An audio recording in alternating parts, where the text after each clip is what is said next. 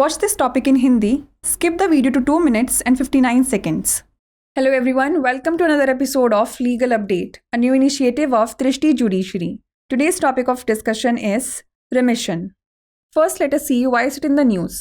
Recently in Nawaz alias Mullah Nawaz vs. State of Kerala, the Supreme Court outlined key factors such as the severity of injuries, the number of deceased victims, the criminal history of the accused, and whether the crime occurred while the accused was on bail were emphasized for determining the period before convicts can seek remission. Let's look at the background of the case. Accused Nawaz alias Mullah Nawaz faced allegations of a previous illicit relationship with Latha, resulting in pregnancy and termination, which escalated tensions leading to tragic events on November 3, 2005. The accused allegedly trespassed into the victim's house armed with knives and an iron rod, resulting in fatalities and injuring Kartiani Amma, with the discovery of the gruesome scene by domestic help promoting neighbors to alert the police the next morning. Police investigation revealed evidence of forced entry and the discovery of the deceased victims, with the accused being primarily convicted based on circumstantial evidence after his account was discredited.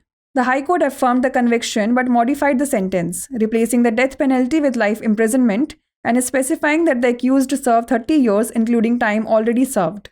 The accused then appealed to the Supreme Court, arguing that the 30-year sentence without remission was excessive and petitioned for a more equitable sentence. The court's observations were as follows.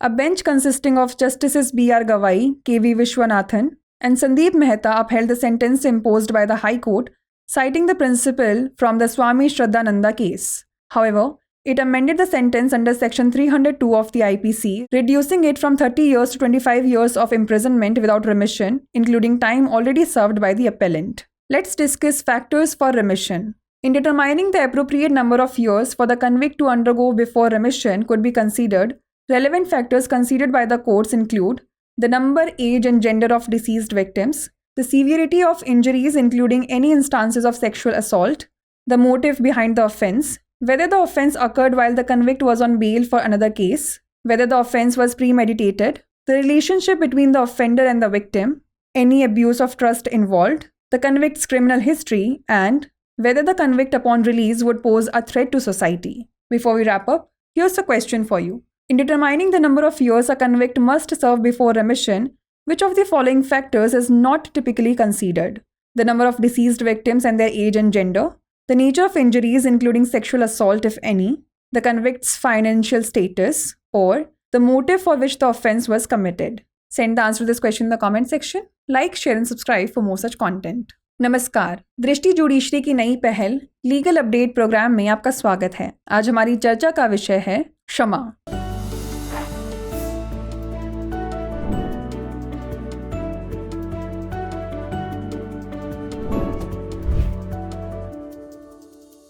सबसे पहले जान लेते हैं यह चर्चा में क्यों है।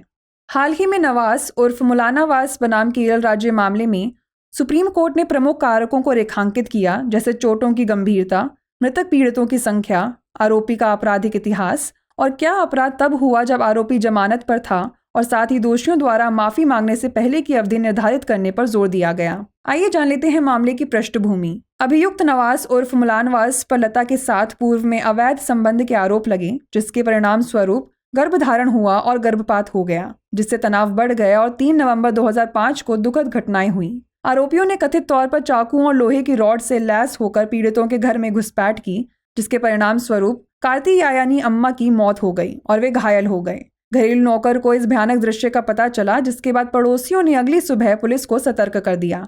पुलिस जांच में जबरन प्रवेश और मृत पीड़ितों की खोज के साक्ष्य सामने आए, जिसमें आरोपी को मुख्य रूप से उसके खाते को बदनाम करने के बाद परिस्थिति जन्य साक्ष्य के आधार पर दोषी ठहराया गया था। उच्च न्यायालय ने दोष सिद्धि की पुष्टि की, लेकिन सजा को संशोधित किया। मौत की सजा को आजीवन कारावास से बदल दिया और निर्दिष्ट किया कि अभियुक्त 30 साल की सजा काटेगा, जिसमें पहले से ही सजा का समय भी शामिल है। इसके बाद आरोपी ने सुप्रीम कोर्ट में अपील की और तर्क दिया कि बिना छूट के 30 साल की सजा अत्यधिक थी और अधिक न्याय संगत सजा के लिए याचिका दायर की। न्यायालय के अवलोकन की बात करें तो न्यायमूर्ति B.R. गवई, न्यायमूर्ति K.V. विश्वनाथन और न्यायमूर्ति संदीप मेहता की पीठ ने स्वामी श्रद्धानंद मामले के सिद्धांत का हवाला देते हुए उच्च न्यायालय द्वारा लगाई गई सजा को बरकरार रखा। हालांकि इसने IPC की धारा 302 के तहत सजा में संशोधन किया, इसे 30 साल से घटाकर बिना छूट के 25 साल की कैद कर दिया, जिसमें अपीलकर्ता द्वारा पहले ही बिताया गया समय भी शामिल था। चलिए जान लेते हैं छूट के लिए कारक। सजा में छूट से पहले दोषी को सजा भुगतने के लिए उचित वर्षों की संख्या निर्धारित करने में अदालतों द्वारा विचार किए जाने वाले प्रासंगिक कारकों में शामिल है मृतक पीड़ितों की संख्या, उम्र और लिंग, यौन उत्पीड़न के किसी भी उदाहरण सहित चोटों की गंभीरता, अपराध के पीछे का मकसद, क्या अपराध तब हुआ जब दोषी किसी अन्य मामले में जमानत पर था, क्या अपराध पूर्व नियोजित था, अपराधी और पीड़ित के बीच संबंध, इसमें विश्वास का कोई दुरुपयोग शामिल है, दोषी का आपराधिक इतिहास और क्या दोषी रिहा होने पर समाज के लिए खतरा पैदा करेगा।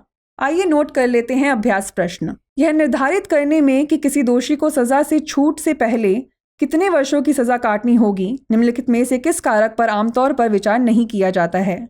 मृत पीड़ितों की संख्या और उनकी उम्र और लिंग, चोटों की प्रकृति जिसमें यौन हमला भी शामिल है यदि कोई हो, दोषी की वित्तीय स्थिति या वह मकसद जिसके लिए अपराध किया गया था।